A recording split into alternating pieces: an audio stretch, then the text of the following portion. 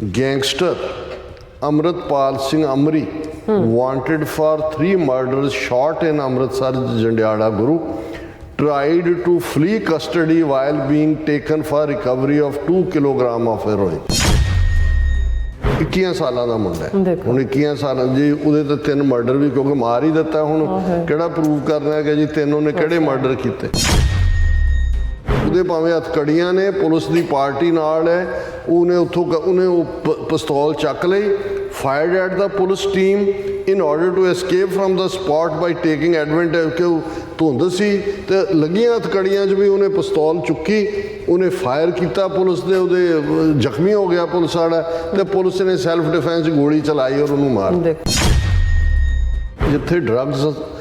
ਆਉਂਦੀਆਂ ਨੇ ਉਹਦੇ ਨਾਲ ਗੈਂਗਸਟਰ ਵੀ ਜੁੜਦਾ ਉਹਦੇ ਨਾਲ ਵੈਪਨ ਵੀ ਜੁੜਦਾ ਸਮਗਲਿੰਗ ਵੀ ਜੁੜਦੀ ਹੈ ਮਰਡਰ ਵੀ ਔਰ ਐਲੀਮੀਨੇਸ਼ਨ ਵੀ ਫਰੋਤੀਆਂ ਵੀ ਇਹ ਸਾਰਾ ਉਹਦਾ ਇੱਕ ਹਿੱਸਾ ਹੀ ਹੈ ਸੋ ਉਹ ਇੱਕ ਡੈਲੀਬਰੇਟ ਅੰਦਾਜ਼ ਦੇ ਵਿੱਚ ਏਜੰਸੀਆਂ ਨੇ ਪੰਜਾਬ ਦੇ ਵਿੱਚ ਲਿਆਂਦਾ ਇੱਕ ਪਾਸੇ ਖਾਲਿਸਤਾਨ ਦੀ ਮੂਵਮੈਂਟ ਇੰਟਰਨੈਸ਼ਨਲ ਲੈਵਲ ਦੇ ਉੱਤੇ ਜਿਸ ਦੀ ਰੈਕਗਨੀਸ਼ਨ ਹੈ ਇਕੱਲਾ ਮੀਡੀਆ 'ਚ ਨਹੀਂ ਹਕੂਮਤਾਂ ਅਮਰੀਕਾ ਔਰ ਕੈਨੇਡਾ ਪਾਵਰਫੁਲ ਮੁਲਕ ਜਿਹੜੇ ਨੇ ਜਿਨ੍ਹਾਂ ਨੇ ਧੌਣ ਤੇ ਗੋਡਾ ਭਾਰਤ ਦੇ ਰੱਖਿਆ ਹੋਇਆ ਹੈ ਇੱਕ ਪਾਸੇ ਖਾਲਿਸਤਾਨ ਰੈਫਰੈਂਡਮ ਦੀ ਗੱਲ ਚੱਲ ਰਹੀ ਹੈ ਇਹਨਾਂ ਨੇ ਹੁਣ ਪੰਜਾਬ ਦੇ ਵਿੱਚ ਨੌਜਵਾਨੀ ਤੇ ਸਿੱਖ ਨੌਜਵਾਨੀ ਦੇ ਘਾਣ ਦੇ ਲਈ ਜਿਹੜਾ ਇਹ ਪੁਲਿਸ ਨੂੰ ਖੁੱਲੀ ਛੁੱਟੀ ਦੇ ਦਿੱਤੀ ਹੈ ਕਿ ਗੈਂਗਸਟਰ ਕਹਿ ਕੇ ਤੁਸੀਂ ਨੌਜਵਾਨਾਂ ਨੂੰ ਮਾਰੋ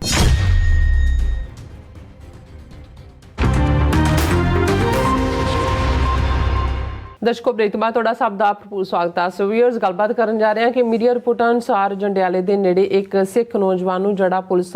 ਰਿਹਾਸਤ ਵਿੱਚ ਸੀ ਉਸ ਦਾ ਪੁਲਿਸ ਮੁਕਾਬਲਾ ਬਣਾ ਕੇ ਉਸ ਨੂੰ ਮਾਰ ਦਿੱਤਾ ਗਿਆ ਹੈ। ਔਰ ਵੀਅਰਸ ਇਉਂ ਜਾਪਦਾ ਹੈ ਕਿ ਦਿੱਲੀ ਸਰਕਾਰ ਦੇ ਹਾਕਮਾਂ ਨੇ ਭਗਵੰਤ ਮਾਨ ਨੂੰ ਸਿੱਖ ਨੌਜਵਾਨਾਂ ਨੂੰ ਗੈਂਗਸਟਰਾਂ ਦਾ ਲੇਬਲ ਲਾ ਕੇ ਝੂਠੇ ਪੁਲਿਸ ਮੁਕਾਬਲਿਆਂ ਵਿੱਚ ਮਾਰਨ ਦਾ ਜਿਹੜਾ ਹੁਕਮ ਹੈ ਉਹ ਸੁਣਾ ਦਿੱਤਾ ਸੋ ਇਸ ਬਾਰੇ ਆਪਾਂ ਗੱਲਬਾਤ ਕਰਨ ਜਾ ਰਹੇ ਹਾਂ। ਸੋ ਅਸੀਂ ਚਾਹਾਂਗੇ ਕਿ ਤੁਸੀਂ ਇਸੇ ਤਰ੍ਹਾਂ ਬਣੇ ਰਹਿਣਾ ਦੇਖਣ ਸੁਣਨ ਲਈ ਐਂਡ ਲਿਖਣ ਲਈ ਤੁਹਾਡਾ ਸਭ ਦਾ ਬਹੁਤ ਬਹੁਤ ਧੰਨਵਾਦ।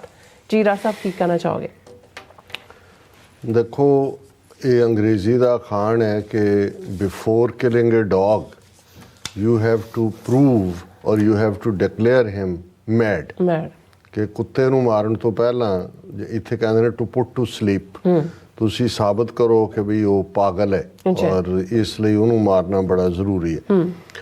47 ਤੋਂ ਬਾਅਦ ਅਸੀਂ ਦੇਖਦੇ ਹਾਂ ਕਿ ਕ੍ਰਿਮੀਨਲ ਟਰਾਈਬ ਜ਼ਰਾਇਮ ਪੇਸ਼ਾ ਕਬੀਲਾ ਦਾ ਲੇਬਲ 10 ਅਕਤੂਬਰ 1947 ਨੂੰ ਚਪਕਾ ਦਿੱਤਾ ਗਿਆ ਜਿਹੜਾ ਕ੍ਰਿਮੀਨਲ ਹੈ ਜ਼ਾਹਰ ਹੈ ਕਿ ਉਹ ਲਾ ਐਂਡ ਆਰਡਰ ਲਈ ਖਤਰਾ ਹੈ ਔਰ ਉਹਨਾਂ ਨੇ ਕਿਹਾ ਵੀ ਕਿ ਦੇ ਆਰ ਏ ਮੈਨੇਸ ਟੂ ਦਾ ਲਾ ਅਬਾਈਡਿੰਗ ਹਿੰਦੂਸ ਉਹਨਾਂ ਦੀ ਨੀਤੀਆਂ ਦੇ ਵਿੱਚ ਉਹਨਾਂ ਦੇ ਥਾਣਿਆਂ ਦੇ ਰਿਕਾਰਡ ਦੇ ਵਿੱਚ ਔਰ ਉਸ ਸਾਰੇ ਨੂੰ ਜੇ ਦੇਖਿਆ ਜਾਏ ਤੇ ਇਹੀ ਜਿਹੜਾ ਕ੍ਰਿਮੀਨਲ ਟਰਾਈਬ ਦਾ ਲਕਬ ਹੈ 80s ਤੱਕ ਪਹੁੰਚਦੇ ਆ ਲੇਟ 70s ਅਰਲੀ 80s 'ਚ ਇਹ ਆਤੰਕਵਾਦੀ ਅਲਗਾਵਵਾਦੀ ਉਗਰਵਾਦੀ ਦਾ ਹਿੱਸਾ ਬਣ ਜਾਂਦਾ ਹੈ ਔਰ ਇਹਨਾਂ ਨੂੰ ਦੇਸ਼ ਦੇ ਦੁਸ਼ਮਣ ਔਰ 84 ਤੋਂ ਬਾਅਦ ਅੰਗਰੇਜ਼ੀ 'ਚ ਕਹਿੰਦੇ ਸੀ ਵੇਜਿੰਗ ਵਾਰ ਅਗੇਂਸਟ ਦਾ ਕੰਟਰੀ ਕਿ ਐਲਾਨੀਆ ਜੰਗ ਇਹ ਦੇਸ਼ ਦੇ ਖਿਲਾਫ ਜੰਗ ਲੜ ਰਹੇ ਨੇ ਇਹ ਆਤੰਕਵਾਦੀ ਨੇ ਔਰ ਇਹ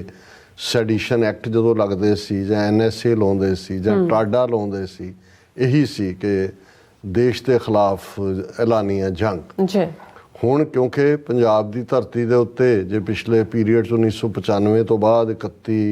ਅਗਸਤ 1995 ਜਦੋਂ ਬੇਅੰਤੇ ਦਾ ਅੰਤ ਹੁੰਦਾ ਹੈ ਸੋ ਜ਼ਾਹਰ ਹੈ ਕੋਈ ਆਰਗੇਨਾਈਜ਼ਡ ਮਿਲੀਟੈਂਟ ਮੂਵਮੈਂਟ ਤਾਂ ਨਹੀਂ ਚੱਲ ਰਹੀ ਹੈ ਫਿਰ ਇੱਕ ਪੂਰਾ ਦੌਰ ਉਹਨਾਂ ਨੇ ਡਰੱਗਸ ਦੇ ਹਵਾਲੇ ਨਾਲ ਜਿਹੜਾ ਹੈ ਡਰੱਗ ਵਾਰਫੇਅਰ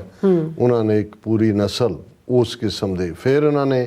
ਉਸ ਦੇ ਉੱਤੇ ਰੌਲਾ ਪਾਇਆ ਆਪਣੇ ਕਿਸਮ ਦੇ ਪਹਿਲਾਂ ਉੱਦਾਂ ਦੇ ਹੀ ਸਿੰਗਰ ਉਭਾਰੇ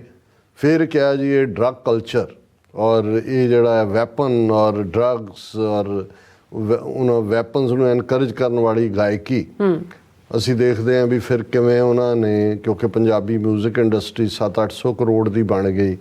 ਫਿਰ ਗੈਂਗਸਟਰਸ ਦੇ ਨਾਲ ਉਹਨਾਂ ਨੂੰ ਕਿਵੇਂ ਜੋੜਿਆ ਗਿਆ ਕਿਵੇਂ ਫਰੋਤੀਆਂ ਦਾ ਸਿਲਸਿਲਾ ਸ਼ੁਰੂ ਕੀਤਾ ਗਿਆ ਹੌਲੀ ਹੌਲੀ ਇਹ ਸਾਰਾ ਪਾਰਟ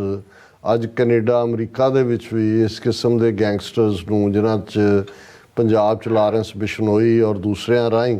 ਕਿਵੇਂ ਮਰਡਰ ਕਰਾਏ ਗਏ ਔਰ ਉਹਦੇ 'ਚ ਜ਼ਾਹਰ ਹੈ ਕਿ ਵੀ ਸਿੱਧੂ ਮੂਸੇਵਾਲੇ ਦਾ ਸਿੱਧਾ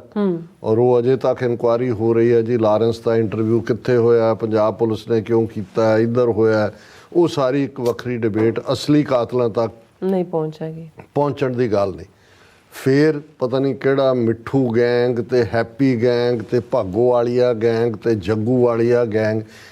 ਤੁਸੀਂ ਖਬਰਾਂ ਮੀਡੀਆ 'ਚ ਸਾਨੂੰ ਨਹੀਂ ਲੱਗਦਾ ਕਿ ਵੀ ਇਹ ਕੌਣ ਗੈਂਗਸਟਰ ਨੇ, ਇਹਨਾਂ ਦੇ ਨਾਂ ਕੌਣ ਦਿੰਦਾ ਜਾਂ ਕੀ। ਇਹਨਾਂ ਨੂੰ ਜਦੋਂ ਮੈਂ ਧਿਆਨ ਨਾਲ ਦੇਖਦਾ ਤੇ ਮੈਨੂੰ ਸਾਰੀਆਂ ਪਲਾਂਟ ਖਬਰਾਂ ਲੱਗ ਰਹੀਆਂ ਹੁੰਦੀਆਂ ਨੇ ਕਿ ਜੀ ਉਹਨੂੰ ਇਹ ਕਰਤਾ ਤੇ ਉਹਨੂੰ ਇਹ ਕਰਤਾ ਤੇ ਇੱਕ ਕਾਲੋ ਮੁੰਡਾ ਮਾਰਤਾ ਸੀ ਕਾਲਵੰਤ ਤੇ ਉਹਨੇ ਉਹਦੀ ਗੈਂਗ ਮਾਰਤਾ।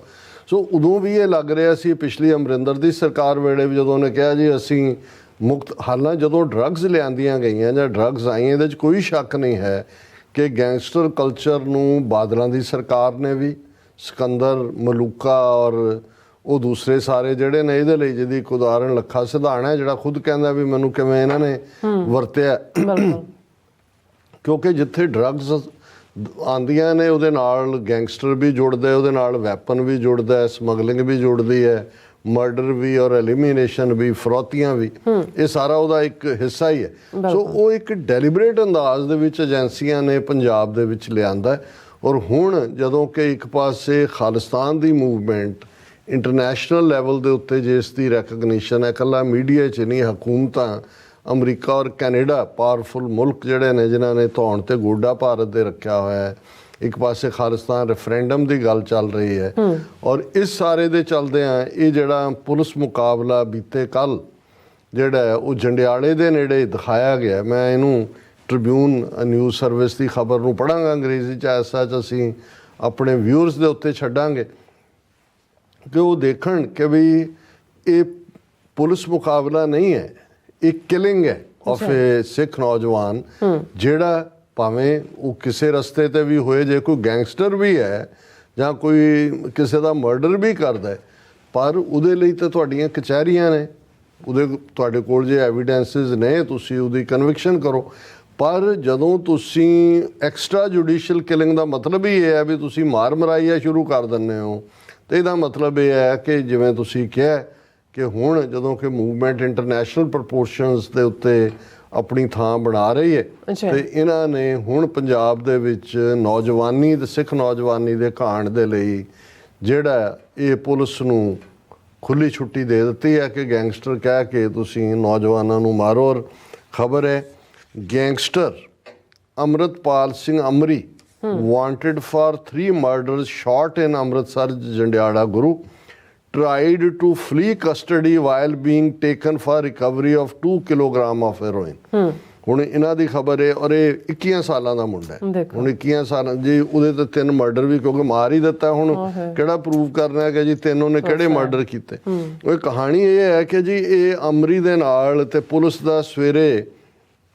8:30 ਵਜੇ ਧਰਦ ਵਿਲੇਜ ਹੈ, ਵਿਲੇਜ ਦੀ ਨਹਿਰ ਹੈ। ਹੁਣ ਇਹ ਮੁਕਾਬਲੇ ਜਿਹੜੇ ਝੂਠੇ, ਮੈਨੂੰ ਤਾਂ ਉਹ 80s 90s ਦਾ ਦੌਰ ਆ ਗਿਆ ਕਿ ਭਾਈ ਇਹੀ ਕੰਮ ਉਦੋਂ ਕਰਦੇ ਸੀ ਕਿ ਵੀ ਉਹਨਾਂ ਨੇ ਪਿੰਡ ਦੀ ਜੰਡਿਆਲਾ ਗੁਰੂ ਦੀ ਨਹਿਰ ਦੇ ਕੰਢੇ ਧਰਾਦ ਪਿੰਡ ਦੀ, ਉੱਥੇ ਉਹਨੂੰ ਉਹ ਲਿਜਾ ਰਹੇ ਸੀ ਕਿ ਵੀ ਉਹਨਾਂ ਨੇ ਰਿਕਵਰ ਕਰਨੀ ਸੀ ਕਿ 2 ਕਿਲੋ ਉੱਥੇ ਹੈਰੋਇਨ ਰੱਖੀ ਹੋਈ ਸੀ ਉਹਨੇ, ਉਹ ਲਿਜਾ ਰਿਹਾ ਸੀ, ਉਹਦੇ ਹੱਥਕੜੀਆਂ ਲੱਗੀਆਂ ਸੀ। ਉਹਨਾਂ ਨੇ ਕਿਹਾ ਜੀ along with the heroin the accused had kept a .9 millimeter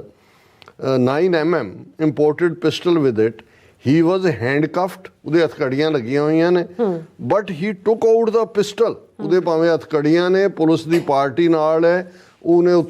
ਉਹ ਪਿਸਤੌਲ ਚੱਕ ਲਈ, fired at the police team in order to escape from the spot by taking advantage ਕਿ ਉਹ ਧੁੰਦ ਸੀ ਤੇ ਲੱਗੀਆਂ ਹੱਥਕੜੀਆਂ 'ਚ ਵੀ ਉਹਨੇ ਪਿਸਤੌਲ ਚੁੱਕੀ, ਉਹਨੇ ਫਾਇਰ ਕੀਤਾ ਪੁਲਿਸ ਦੇ, ਉਹਦੇ